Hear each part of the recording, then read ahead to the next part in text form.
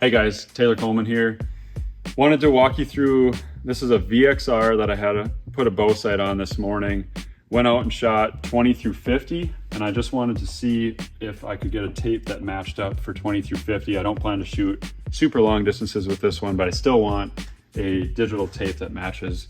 So I'm gonna walk you guys through getting that tape and switching out the SwitchTape rings and then setting the multi-indicator to my STUBXR pin. So first thing you're gonna do is take the marks off of your setup tape. I put pen marks on there for 20 through 50.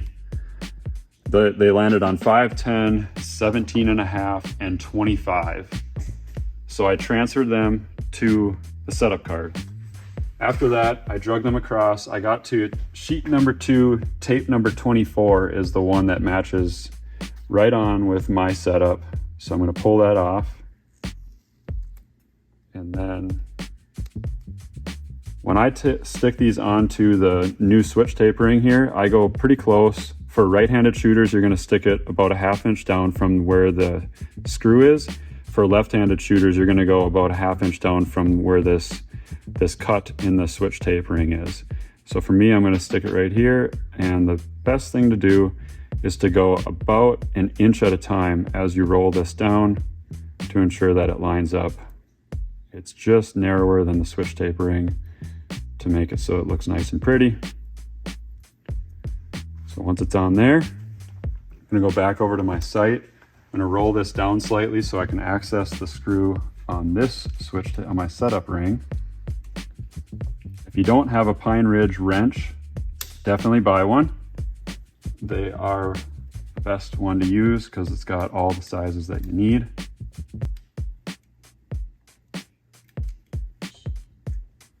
So once that's off, oh, I forgot to tell you, I had bottomed out my 20 yard to be all the way down before I took that off. So where it hits bottom, that's my 0 stop for my 20. So I know that that's where I need the laser etch mark to hit on my new ring. So I'm going to put this on. It's loose right now, so while it's loose, you can roll this. It's the nice part about the SwitchTape ring. You have full control of your tape. So if string stretches or something weird happens and you need to move it just by 1 yard, you can do that kind of stuff. So I'm going to bottom this out, and my laser etch mark is at 20.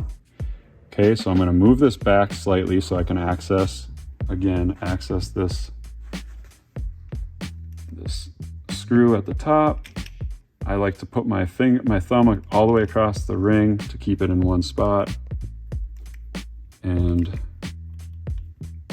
tighten that down. When it's tight, there'll be just a slight little gap in that spot on the SwitchTape ring, and then it comes back down and it hits 20. Okay, so now the next thing I wanted to show you guys is on this bracket here. There's 2 bolts, and then we have 4 needles to mark out different yardages. We include 4 because we plan to have a 5-pin mag that comes out in the future. There's no ETA on when that's showing up yet, but what you'll be able to do at that point is you have your laser etch mark at the top, and then you'll have 4 needles that are all adjustable within this channel. Right now, there's no need for the bottom 3, so I've just got them buried down here in the bottom. But again, with the Pine Ridge wrench, it's the one you want. The smallest one on there. Loosen the little bolts by, I don't know, like a full rotation about, just to take the pressure off of those needles on both of them. So this bracket is still attached. Do not take it all the way off, otherwise those needles are gonna fall on the floor and you're gonna lose them and you're gonna be mad. And then what I like to do is grab a needle nose pliers, or I've got this tweezers here that works really nice, and I'm kind of at a weird angle here, but you can grab this needle and move it up and down in the channel. And when my laser etch mark is at 20, my STUBXR pin hits 48. So I'm going to move this down to 48 on my tape to mark out. Let me just check. That is 48 right there. So then once you get it where you want it, You just go and you tighten these 2 bolts back down and you're good to go.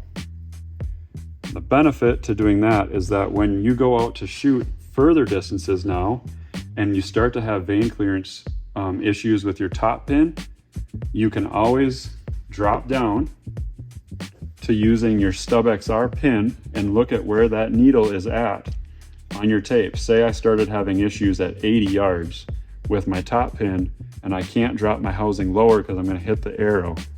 I can then start looking at this pin and using my STUBXR pin, start using this needle, and that's showing the STUBXR pin on the tape, which would then be at 98 yards for shooting further distances.